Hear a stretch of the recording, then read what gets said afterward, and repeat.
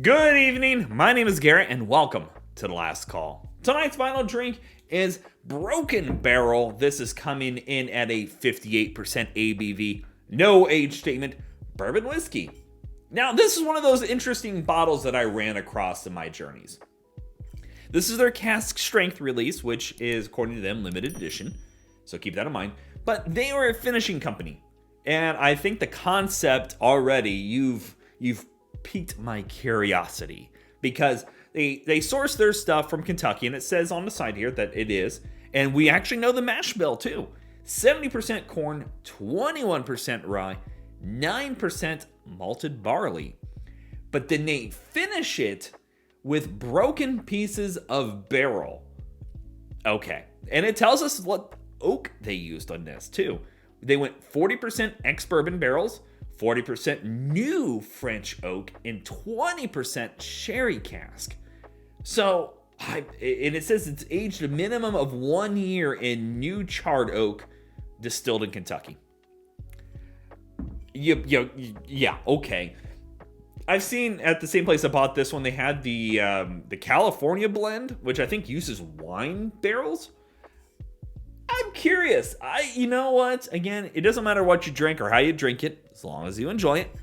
I'm always up for something unique. And just for you at home, if you're keeping track, this is batch number 7. So yeah, 58% though. So I'm excited to see how it goes. As always, we're going to be trying it 2 different ways. First way, neat, no ice, no water. Second way, we'll add a drop of water, see what changes up. I don't know what to expect. This is probably the largest cork I've ever seen in my life. I was about to say, don't tell me that it went screw cap all of a sudden. That is... And they put their Artisan Crafted Spirits Infused Spirits Company. Oh, I'm excited. Coming in at 58%. She's packing a punch there. Love the big lip. All right. Beautiful color. Nice caramels going on there. All right. Let's go for notes. Whoa! Hi! What is that? You definitely get the French oak in there. French oak tends to have a nutty spice quality to it for me, and I get that. Oh yeah, and it's got this almost like cream as well. Little to no ABV on the nose, but you get the ABV you do get, you could tell it's higher proofed, not just like a ethanol note. You can tell it's a higher proof note. Get a little bit of a sweet caramel in there, like homemade caramel. All right, yeah. So it's sweet cream with like a homemade caramel over the top. Oh, that is unique. And then you get a little bit of those dark sherry notes in the background.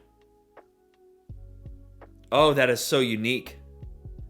And you do get a bit of that vanilla in there with that caramel, but it doesn't, they're not combining together. They are very separate. Okay, well, let's go for taste.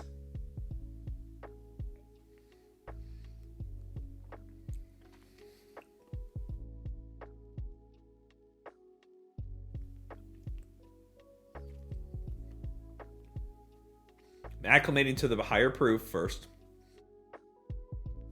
But I have to say already, it drinks really nice for 58. Already, like my mouthfeel is solid. You can definitely tell it's a higher proof. I wouldn't be able to tell you that it was 58%. But it does not feel like a 58%. But the mouthfeel is great. Okay. Now let's get the taste.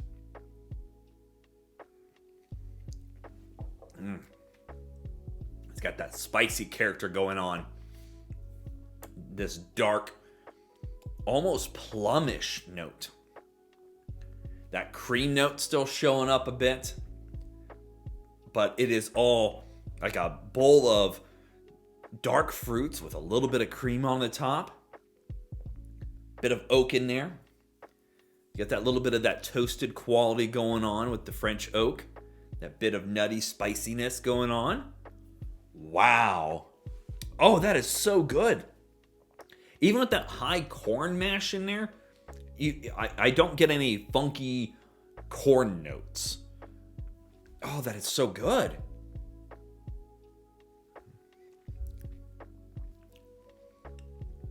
Right from the get-go, you could tell this is French oak involved.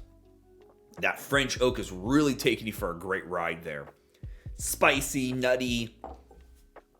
But then just whole time in the background, you're getting this nice dark fruit note in there.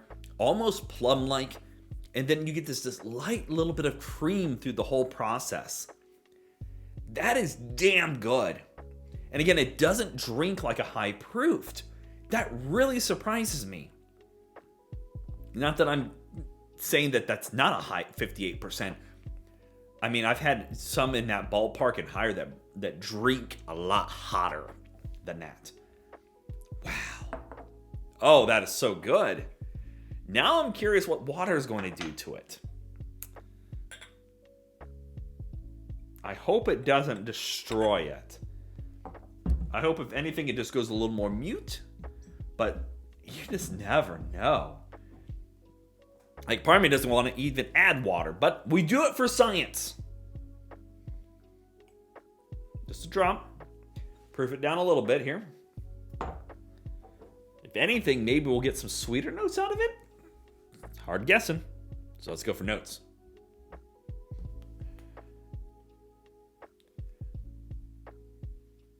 Actually, pretty damn spot on the same. If anything, less spice from that French oak and more of that cream note. It kind of doubled down on the cream.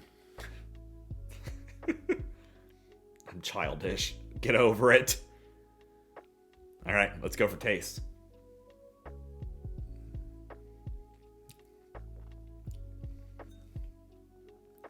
Now that drinks like a higher proof. But it doesn't drink bad at all. Wow. A lot shorter in the finish. And mouthfeel isn't quite up to the neat version.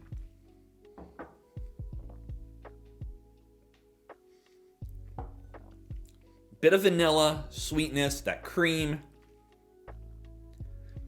You're getting that bit of oak in there, the bit of charriness going on.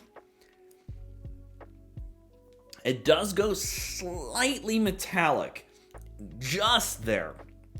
Not a lot, and not enough to be off-putting. But it does start going there. Just a little bit.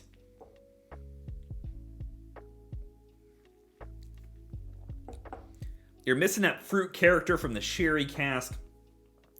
And actually now, I'm right in the back of my tongue. I'm getting a little bit of that musty, either from the corn or from the sherry cask used. The water version quite isn't up to par of what the neat version is, which I expected. The nose was on par. The neat version is amazing. All right, let's talk about market price, because we all know market price is market price, and it's always going to vary. Picked it up for $45. I've seen some websites list this one specifically. There was a Total Wine that had it for $39. I have not seen this at a lot of websites though. Cask Cartel has it for like $140. I don't trust their pricing at all. I think that they're crazy with their pricing. Nonetheless, whole different topic for a different day. $45 for that is amazing. I'd pay $50 for it. I'd have no problem with that. If this was $50, I'd have no problem with that finish. That is a great bottle at a high proof that has some really great notes to it. $45, I think it's a steal.